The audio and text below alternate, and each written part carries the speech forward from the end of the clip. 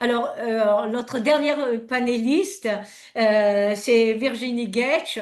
Bon, évidemment, très connue des Israéliens francophones et des Juifs français. Elle est humoriste, auteure, ancienne journaliste israélienne francophone. Virginie est très connue par son blog, par ses spectacles. Elle est aussi très timide. Je veux dire, c'est vraiment le propre des humoristes, mais j'ai découvert une Virginie plus timide que ce que je pensais, parce qu'on la voit dans les stand-up en Israël et en France.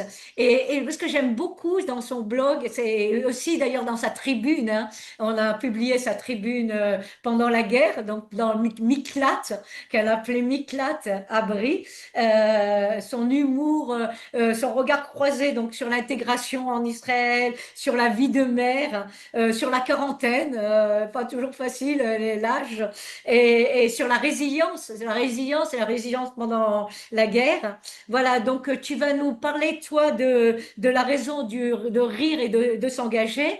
Et ma question pour toi est aussi liée à la guerre, Virginie. C'est comment l'humour et la culture en temps de guerre peuvent être rassemblés actuellement. Comment vous, les artistes, les intellectuels israéliens francophones, vous pouvez soutenir une voix modérée sans paraître déconnecté de la réalité aussi. Parce que c'est souvent ce qu'on peut vous reprocher, oui, voilà, ils plaisantent, ils rient, ils sont déconnectés, etc.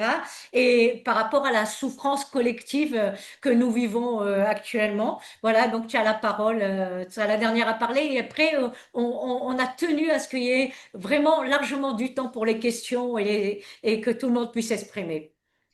Merci Marilyn. D'abord, merci de m'avoir invitée. Merci à vous de me donner la parole. Et c'est vrai, tu l'as dit quand on m'a demandé d'intervenir sur les raisons de rire. D'abord, je me suis dit que j'allais vraiment être bien embêtée. Et en fait, en réfléchissant quelques minutes, je me suis dit que non. Non, ça allait pas être compliqué parce qu'on le sait, le peuple juif a toujours été le plus gros producteur de blagues juives sur le drame et sur son acmé qu'est la Shoah. Et il suffit de regarder les humoristes israéliens. Très vite après le 7 octobre, on a pu le constater, ils sont remontés sur scène pour rire et faire rire sur l'antisémitisme décomplexé qui a embrassé le monde. Et rire et faire rire sur nous-mêmes. Et c'est moi ce que j'ai tenté de faire en écrivant après le 7 octobre mon spectacle En guerre, qui s'est ensuite appelé Les jours d'après. D'ailleurs, entre parenthèses, c'est marrant parce que quand j'ai tourné en France, on m'a dit en guerre, c'est un petit peu violent, il faudrait que tu trouves un autre mot que en guerre. Alors j'ai dit oui, mais en fait, on est en guerre. Et ils m'ont dit oui, mais ça va pas passer. Alors on a appelé ça les jours d'après dans un espèce d'euphémisme. Mais bon, bref, c'est comme ça. Le rire, c'est la vie, hein. Et tant qu'on est en vie, on a besoin de rire. Donc je pense qu'il ne faut jamais renoncer à ça, à ce besoin de rire. Il ne faut jamais faire une croix sur ce droit. Nous ne devons jamais faire une croix sur ce besoin qui est pour moi, en tout cas, aussi vital que manger et dormir. Hier, j'ai eu une amie qui habite à Tel Aviv.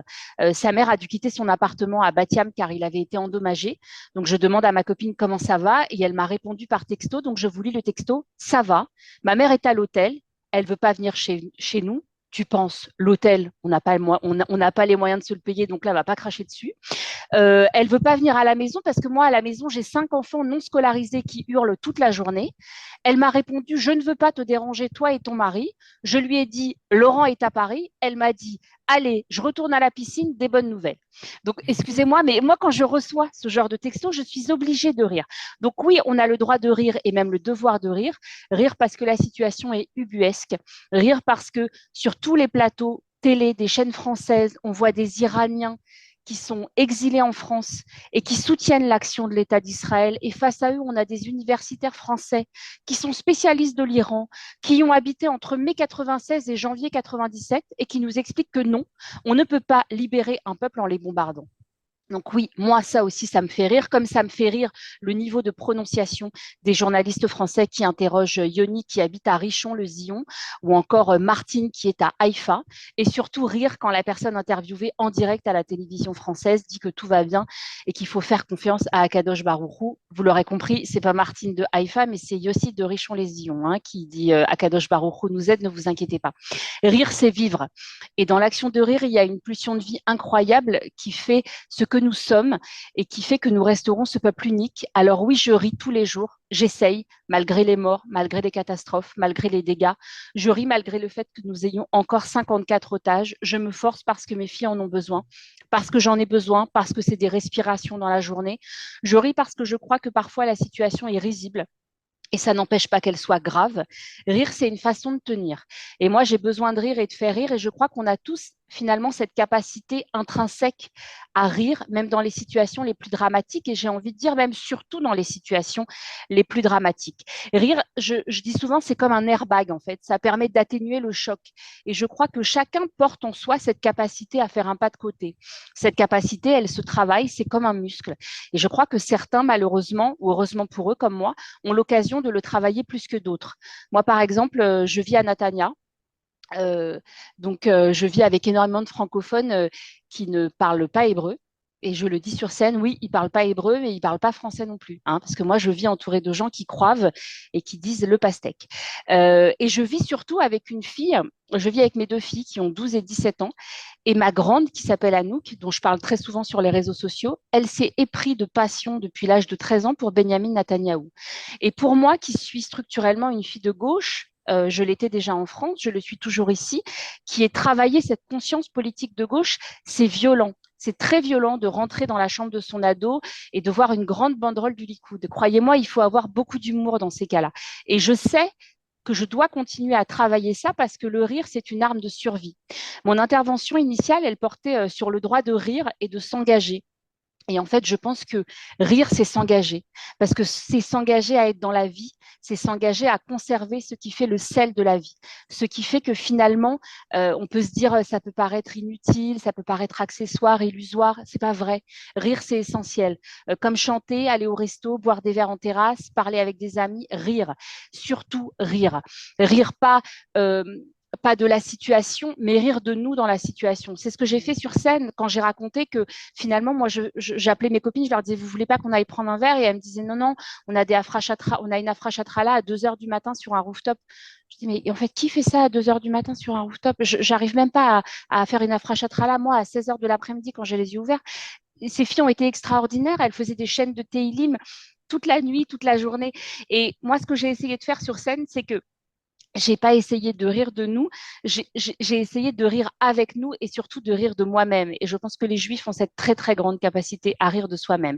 Je voulais juste finir mon intervention sur une citation qui est extraite du journal d'Anne Frank que j'ai lu quand j'étais adolescente, comme beaucoup d'entre nous, et que je n'ai pas très bien compris et aujourd'hui elle résonne en moi. Anne Frank, elle écrit: un bon fou rire vaut mieux que 10 cachets de valériane. Donc je vous incite à rire partout où c'est possible, tant que c'est possible. Ah, merci, merci Virginie de ton intervention. Je pense que ça nous fait tous du bien de t'avoir entendu. Déjà on a des sourires plus élargis, nous toutes.